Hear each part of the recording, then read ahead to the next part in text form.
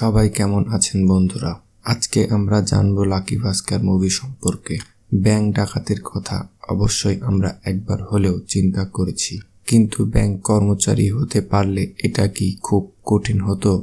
৬,০০০ টাকা বেতনে ব্যাংকে চাকরি করা সামান্য একজন কর্মচারী, যার নাম হলো লাকি ভাস্কর, যার স্বপ্ন ও ইচ্ছা ছিল অনেক বড়, কিন্তু সেই ইচ্ছাগুলোকে পূর্ণতা দেওয়ার জন্য তার তেমন কোনো টাকা ছিল না। মুভিটির কাহিনী অবশ্যই আপনাদেরকে হতাশ করবে না। কথা না বাড়িয়ে আসুন শুরু করা যাক। মুভিটি দেখানো হয় ১৯২০ সালের ১৯শে মার্চ, ভাস্কর যখন সকালে জগিং করছিল তখন সিবিআই তাকে অ্যারেস্ট করে এবং তাদের কাস্টডিতে নিয়ে যায়। লাকি ভাস্করকে মাগদা ব্যাংকে নিয়ে আসা হয়, অর্থাৎ সে যে ব্যাংকে চাকরি করত।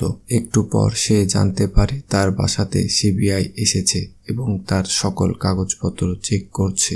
এটা তার ওয়াইফ তাকে কল করে জানায় এবং কোনো কথা ছাড়াই ভাস্কর সবাইকে বলে অতীত সম্পর্কে জানা যাক। তখন আমরা দেখতে পাই ভাস্কর ব্যাংকে ৬,০০০ টাকার চাকরি করত। তার ইচ্ছা ও স্বপ্ন অনেক বড় ছিল, কিন্তু সে তার কোনো ইচ্ছাই পূরণ করতে পারত না শুধু টাকার জন্য। উল্টো সে আরো পাড়া প্রতিবেশী ও ব্যাংক থেকে অনেক টাকা ঋণ করেছে। তবে সে তার ব্যাংকে খুব ভালো একজন কর্মকর্তা ছিলেন, সকল কাজ সময়ের আগেই করে ফেলত, যে কারণে তার কাছে অনেকগুলো এমপ্লয় অফ দ্য ইয়ার এর অনেকগুলো ট্রফি ছিল। কিছু অতিরিক্ত টাকা পাওয়ার জন্য ভাস্কর ব্যাংকে আসা বৃদ্ধ এবং অশিক্ষিতদের ব্যাংকের ফর্ম পূরণ করে দিতেন। ১৯৯২ সালে প্রযুক্তি এত উন্নত ছিল না, তাই ব্যাংকের লেনদেন ম্যানুয়াল ভাবে হতো এবং সপ্তাহে একদিন কম্পিউটারে এন্ট্রি করা হতো। যদি কেউ ব্যাংক থেকে লোন নিত, তারপর তা পরিশোধ করতে না পারলে তাহলে তার মূল্যবান সম্পদ নির্দিষ্ট সময় শেষে নিয়ে নিত। সম্প্রতি কোনো এক ব্যাংকের লোন পরিশোধ না করতে পেরে ব্যাংক তার মারুতি 800 কারটি দখল নিয়ে নিয়েছে এবং ব্যাংকের পাশে তা সবসময় পড়ে থাকত।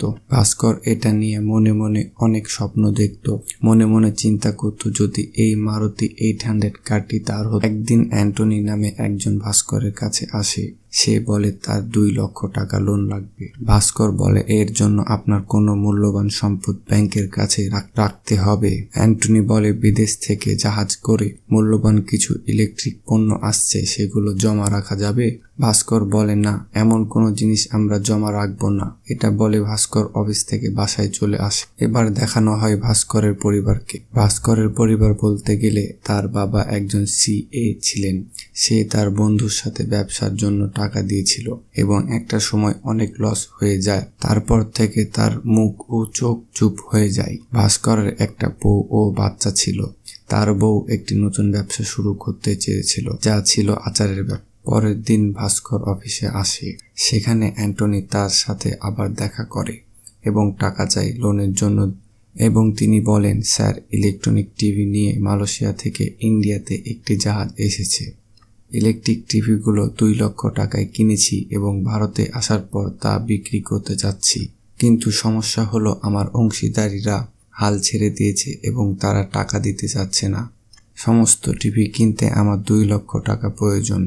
এখন আমি যদি বাকি টাকা না দেই তাহলে ডিলাররা টিভিগুলো দখল করে নেবে। কেনার সাথে সাথে সবগুলো ডাবল দামে বিক্রি করতে পারবো, কারণ ভারতে টিভি এবং ইলেকট্রিক পণ্যের এখন প্রচুর চাহিদা রয়েছে।